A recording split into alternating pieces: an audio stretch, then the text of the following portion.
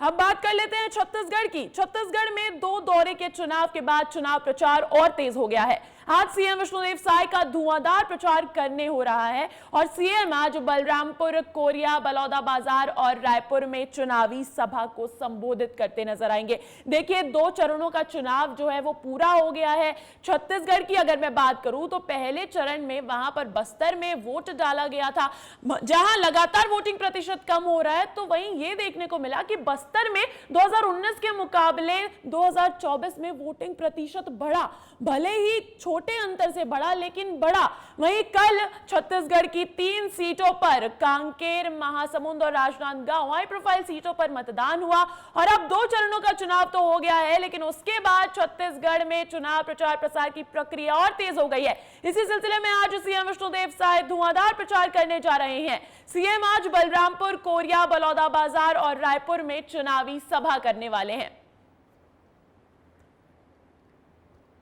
तो देखिए, लगातार जो है भारतीय जनता पार्टी के स्टार प्रचारक जुटे हुए हैं इस प्रक्रिया में, चुनावी माहौल बनाने में, वहां के उम्मीदवारों को जिताने की अपील करते हुए नजर आते हैं। मैं बात करूं आला नेताओं की भारतीय जनता पार्टी की, तो खुद केंद्रीय गृह मंत्री अमित शाह वहां पहुंच चुके हैं, उन्होंने भी वहां पे रैलियां की है। और बात करूं प्रधानमंत्री मोदी की, तो प्रधानमंत्री मोदी का भी खासा फोकस छत्तीसगढ़ पे रहा है और अब वहां के सीएम विष्णुदेव साय भी आज चुनावी प्रचार प्रसार करते हुए दिखेंगे। और अब इस खबर पर जानकारी के साथ जुड़ गए हैं मेरे सहयोगी खोमन साहू। खोमन, आज क्या कार्यक्रम रहने वाला है सीएम विष्णुदेव साय का?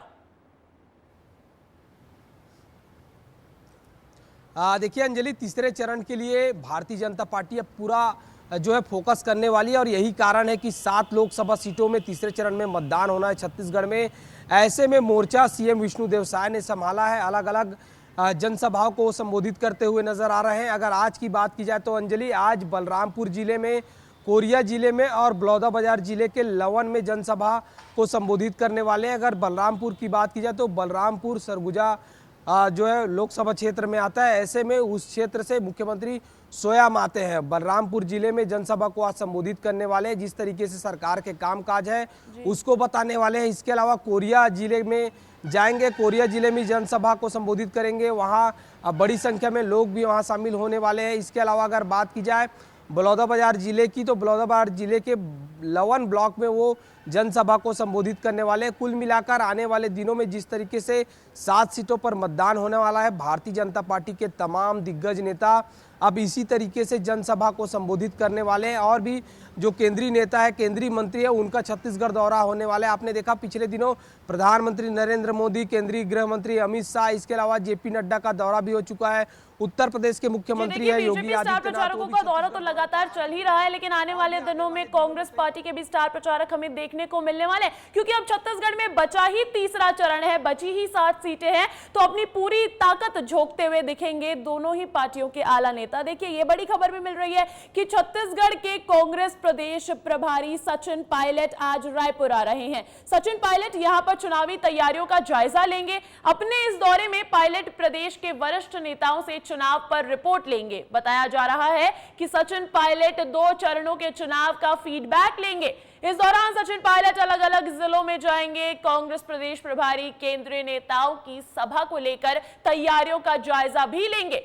कांग्रेस के राष्ट्रीय अध्यक्ष मल्लिकार्जुन खड़गे 28 अप्रैल को आ रहे हैं, तो वहीं मैं बता दूं कि कांग्रेस नेता राहुल गांधी भी 29 अप्रैल को छत्तीसगढ़ आने वाले हैं। इस पर भी अधिक जानकारी के लिए मैं रुख करूंगी मेरे सहयोगी खोमन साहू का। खोमन, कांग्रेस पार्टी का भी अब खासा फोकस छत्तीसगढ़ की तरफ आते हुए, अभी तक जरा बैकफुट पे नजर आ रहे थे, लेकिन अब अध्यक्ष मल्लिकार्जुन खड़गे हो या नेता राहुल गांधी, सभी का लाइनअप है दौरा।